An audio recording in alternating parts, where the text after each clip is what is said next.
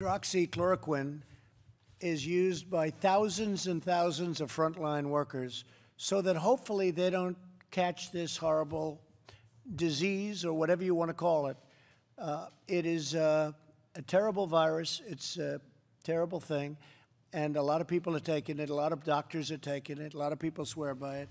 It's gotten a bad reputation only because I'm promoting it. So I'm obviously a very bad promoter. If anybody else were promoting it, they'd say this is the greatest thing ever, but because of me. So a lot of doctors swear by it. I think we can say that, Mr. Secretary. A lot of doctors think it's great. But the one thing that is true, one way or the other, whether you like it or not, it's been around for 70 years. Unbelievably effective for malaria and for lupus, and probably effective for arthritis. And what has been determined is it doesn't harm you. It's a very powerful drug, I guess, but it doesn't harm you. And so I thought as a frontline defense, possibly it would be good. And I've had no impact from it. I feel the same. I haven't changed. I don't think too much. And at some point, you know, I won't take it. Might be soon, might be a little bit. It doesn't seem to have any impact on me. But it seems to be an extra line of defense, and it's gotten tremendous reviews from some people, including many, many doctors all over the world. And you should look at some of the studies. They've been amazing, some of the studies. But that's up to people, and it's up, I think, strongly recommend to people with their doctor's advice and acknowledgement. Okay? Okay. Cabinet taking that regimen, Mr. President? Say it? Is anyone else in your cabinet taking? I don't know. I don't know. That's a personal thing as to whether or not they want to answer that question. But I think many of them would take it if they felt it was necessary. I also had a case where we had somebody fairly close to me, a very nice young gentleman. He tested positive. And he tested positive. Plus, I deal with Mike a lot, and Mike had somebody very close to him who I also see who tested positive. So I thought, you know, from my standpoint, not a bad time to take it because we had the combination, the two people. It's two people in a very big building with a lot of people working. But so I thought it would be appropriate, but it has had no impact in terms of me. Okay? Any other question, please? Mr. President? Yes. Go ahead. Do you want to go? Go ahead. I just want to ask you a question on Brazil. Brazil. Which is now, yes, in third place now, catching up to Russia in second place for a number of cases. Are you finally considering a travel ban from Brazil and Latin America? We are considering it. We hope that we're not going to have a problem. The governor of Florida is doing very, very well testing, in particular Florida, because a big majority come into Florida. Brazil has gone more or less herd. You know what that is, herd. And they're having problems. By the way, you know, when you say that we lead in cases, that's because we have more testing than anybody else. So we test much more than anybody else.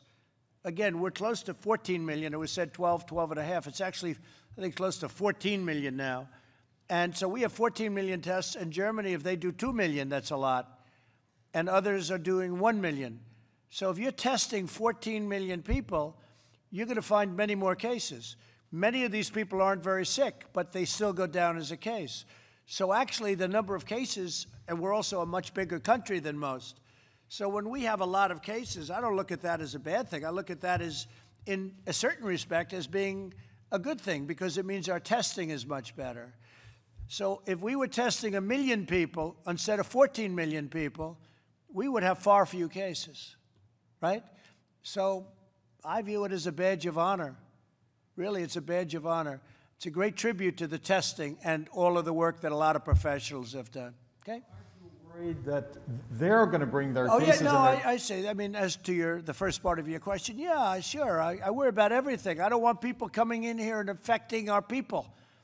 I don't want people over there sick either. We're helping Brazil with ventilators. We're sending them ventilators, okay? They need ventilators. I'm sending them ventilators. We have so many thousands of them. We're sending them. We're sending a lot of people. No, Brazil is having some trouble. No question about it. Sweden, by the way, you know, I've heard a lot about Sweden and the way they do it. Well, you have Norway, Denmark, Finland, Sweden, that little group of beautiful countries. Well, Sweden took a little different attitude, but Sweden has far more deaths than the other three. You know that, right? Do you know that? Yeah, a lot more death. Many times the deaths. But they did it a different way, and, I understand that too. And as Mike said very well before, there is death on both sides. There's death on both sides. There's death in staying in a shutdown also, and lots of other things. But there's also death. Okay.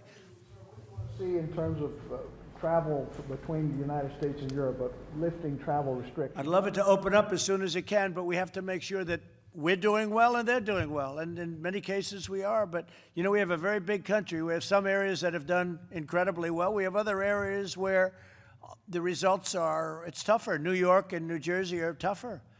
People don't realize New Jersey is the most dense state. A lot of people don't realize that. The governor's a terrific person.